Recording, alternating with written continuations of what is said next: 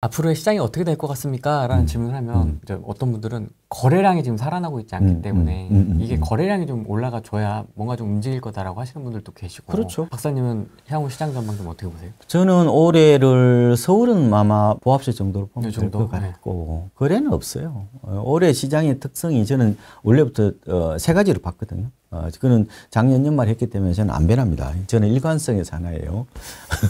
오늘 거래 불황. 거래 불황. 그다음에 상저하고 그다음에 소박스권 장세. 요 정도로 제가 세 가지 키워드로 만들어냈어요. 제가 키워드 많이 만들어냈어요. 제가 옛날에 탈서울 내집 마련도 만들어냈지. 2019년 이럴 때. 네. 그다음에 뭐 서울 아파트는 피자판이다 이런 말도 많이 했고. 피자판? 비슷해요. 그러니까 약간 편차는 있지만 거의 이제 가령 우리 부서가 일을 잘했어. 근데 우리 사장님이 피자를 막 내려주신 거야.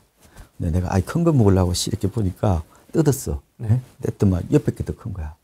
그러니까 서울은 큰 피자판. 그러니까 거의 비슷하게 움직이는 경향이 있죠. 보면은. 그러니까 목동 아파트가 더 많이 오르냐, 광장동 아파트가 더 많이 오르느냐, 뭐 이렇게 따지면 거의 비슷하다는 얘기예요. 큰 차이가 없다는 거지, 가령. 물론 이제 그 속에서 약간은 뭐 편차가 있긴 하지만 전체로 보면 뭐 그렇게 보시면 될 것 같고, 어차피 올해는 거래가 많지 않아요. 다만 거래도 보면은 작년 12월이 가장 적었다니까요, 서울은. 제가 국민은행 어때요? 그 매매 가격 지수, 그러니까 매매 가격 전망 지수가 가장 작년 12월이 가장 낮았다고 그랬죠. 네. 그러니까 최근 한 6개월 정도 보면은. 근데 거래량도 보면은 서울이요. 작년에 12월에 1,824건이에요. 네. 근데 올 1월에 2,568건이거든요. 지금 2월은 2,428건이에요. 그래서 보면은 약간 2,400건대 정도 이게 유지하고 있는데 뭐 이 정도 되면은 그냥 전반적으로 본다면은 그냥 매물 소화 과정 정도로 보시면 되지 않을까 이렇게 보고 집값이 크게 오르기는 당연히 힘들죠. 그러니까 작년을 뭐로 보셔야 되냐면은 작년은 하락이 아니고 이렇게 보셔야 돼요. 그러니까 낙폭 만회 과정이라고 보시면 돼요. 우리가 2022년에 서울 아파트가 얼마 빠졌죠? 실거래가로 22% 빠졌죠? 네. 경기 인천 23% 빠지고. 그러면 작년에 서울이 10% 올랐다고 그랬죠. 그러면 22% 빠지고 10% 회복된 거잖아요. 그럼 앞으로 점차적으로 회복이 되겠죠. 그렇게 과정으로 보셔야 돼요. 이걸 뭐 데드캣 바운스나 혹은 뭐 2차 하락으로 보기는 조금은 그거는 그 현상을 적확하게 보여주는 게 아니라 자기가 보고 싶은 대로 보는 거지. 집값은 앞으로 떨어질만 남았다고 이제 먼저 결론을 내놓고 얘기하면 그렇게 나올 수가 있죠. 그렇잖아요. 2차 하락 멋있잖아요. 지방은 2차 하락이라니까요. 그리고 다세대라든지 빌라 이런 건 2차 하락이에요. 근데 서울 아파트, 수도권 아파트는 보면 2차 하락은 아니죠. 그거는 어떻게 보면은 반등 후 하락이라고 그러면 어느 정도 맞을 수 있죠. 서울은 미니 랠리 후 하락 이렇게 보시면 더 낫겠죠. 그래도 하반기엔 고네요? 상반기엔? 아니, 저는 세게는 안 봐요. 아, 세게는 안 보시고? 왜냐하면은 일단은 시장의 가장 큰 변수가 금리죠.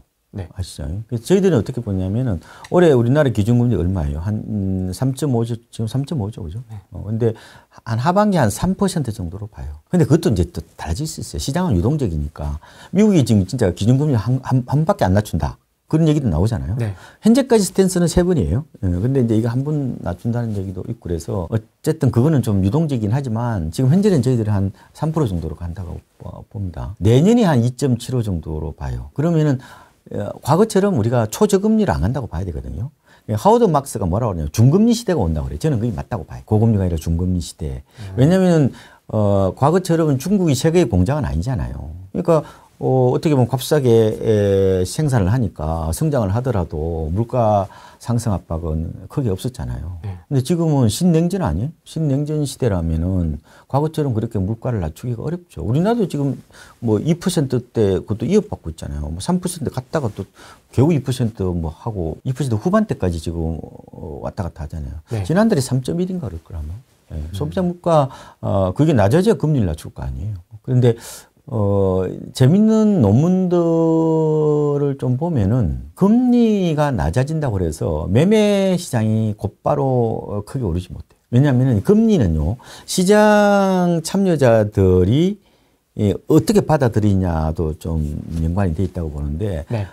조금은 낙관적일 때, 회복 좀 초입 정도 됐을 때 트리거가 되는 거예요. 폭발성을 띠는 거예요. 시장이 그 어떻게 보면 침체되어 있는 상황에서는 네. 그렇게 크게 영향을 못 줘요. 뭐 낮춰도. 내년 정도 되면은 아마 저는 시장이 좀 나아질 거라고 봐요. 금리가 낮아지고 또 당장 내년에 입주 물량이 없잖아요. 그래서 그런 걸 감안해 보면 시장 저는 본격 회복은 내년부터 좀 봐야 되지 않을까 이렇게 좀 조심스럽게 바라보고 다만 이제 전세는 금리에 좀 더 민감하게 반응하죠. 왜냐 전세 대출 낼 때는 다 뭐예요? 다 변동금리잖아요. 네. 매매는 보면요, 그 신규 대출 기준으로 보면은 고정금리가 6이고 변동금리가 한 4 정도 돼요. 그리고 이제 매매는 아무래도 향후에 집값이 오를 것이냐 하는 어떤 기대 심리도 또 영향을 또 많이 주는 것 같고, 그리고 DSR 스트레스 그런 것도 좀 있고요.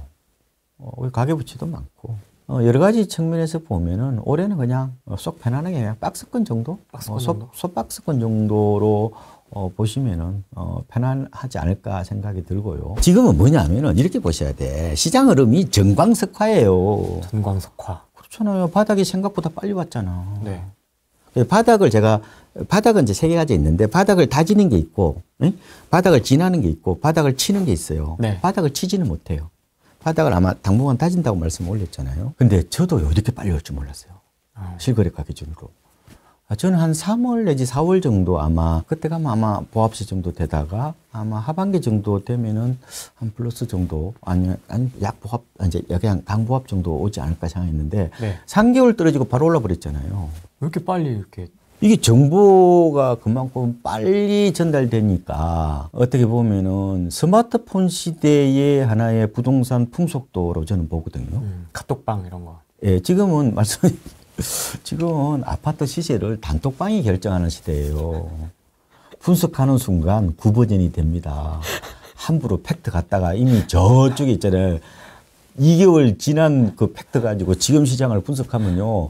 그 백미러버가 운전하는 거예요. 제발 그러지 마요. 그거는 물론 이제 우리 대표님 그런다는 얘기는 아니고, 네, 그러니까 뭐냐면은 분석하는 순간 구버전이 될 수도 있단 말이에요. 어떻게 보면은 지금은 약간은 뉴노멀 같기도 해요. 그러니까 뭐냐면은 이 스마트폰 시대에는 생각보다 있잖아요.